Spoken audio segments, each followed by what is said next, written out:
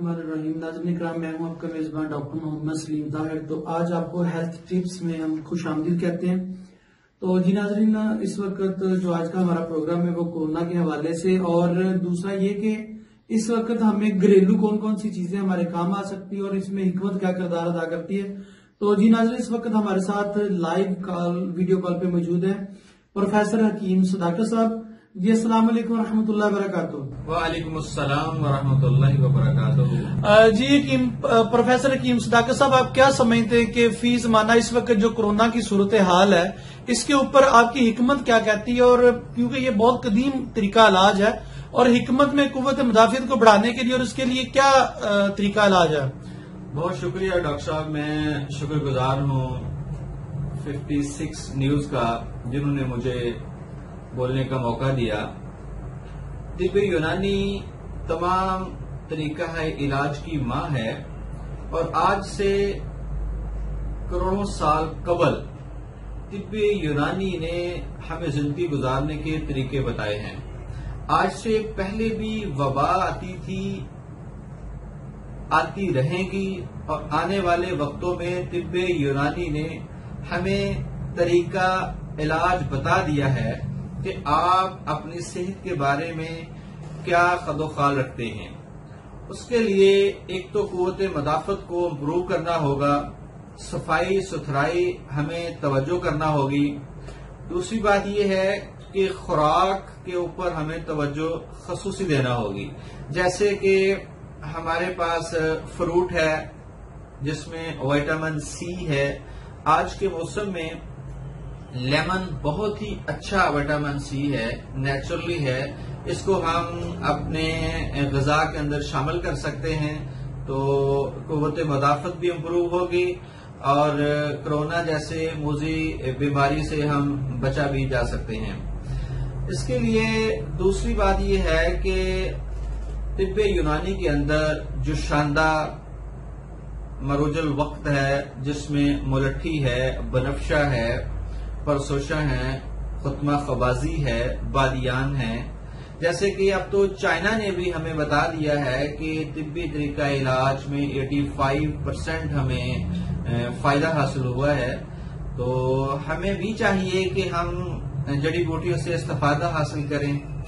जी हकीम साहब, इस वक्त जड़ी बूटियां जिन लोगों की दस्तरस जड़ी बूटियों पे नहीं है और वो अपने घरेलू टोटके में कैसे इस्तेमाल करें, क्योंकि घरेलू आप उनको घरेलू टोटका बताएं जो वो अपने घर में ये काम कर सकें। जी डॉक्टर साहब, बहुत अच्छा वायलेट पॉइंट है आपका। वक्त के हवाले से मैं नाज़रीन को ये बताना चाहूंगा कि हमारे किचन के अंदर मुलट्ठी है, हल्दी है, कस्त शीरी है, ये आम अवेलेबल हैं। आप इसका कहवा बनाकर सुबह और शाम शहद मिलाकर इस्तेमाल कर सकते हैं। और जिन लोगों को डायबिटीज है वो बगैर शहद के इस्तेमाल करें, तो इंशाअल्लाह अज़ीज कोरोना जैसी वबा से हम चंद ही घंटों में नबरद अज़मा हो सकते हैं। इससे कुव्वत मुदाफत भी इम्प्रूव होगी और जो ज़ुकाम है या गले की प्रॉब्लम्स है उससे फौरी रिलीफ मिलेगा। जी बहुत शुक्रिया हकीम साहब। यहाँ मैं आपसे अब आखिरी सवाल करना ये चाहता हूँ कि अब डॉक्टर्स भी हैं जितने, और ये WHO वाले कह रहे हैं कि आप दिन में बार बार 20 सेकंड हाथ धोएं। हमारा इस्लाम जो है, तिब्ब नबवी सल्लल्लाहु अलैहि वसल्लम जो है, वो हमें 5 वक्त वजू करने का और बार बार जो है वो अपनी सफाई का जो है वो हुक्म देती है। इसके हवाले से आप क्या कहते हैं कि हिकमत में भी इसमें वजू करने से और सफाई के तरीके से कुव्वत मुदाफियत में इजाफा होता है?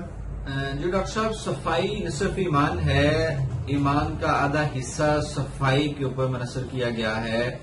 हमें चाहिए कि हम 5 वक्त के जो नमाज पढ़ते हैं इसमें वजू करते हैं, और वजू के लिए भी हमें ताकीद की गई है कि पानी साफ और शफाफ होना चाहिए, जरासीम से मुबर्रा होना चाहिए। और दूसरी बात यह है कि जब हम हाथ को साफ करते हैं ऐसे 20 सेकंड के लिए, तो ऐसे मलने से वार्म अप गर्मी पैदा होती है, और जिससे हमारा जो बैक्टीरिया है या जो ऐसे वायरस आए वो खुद ब खुद ही किल हो जाते हैं।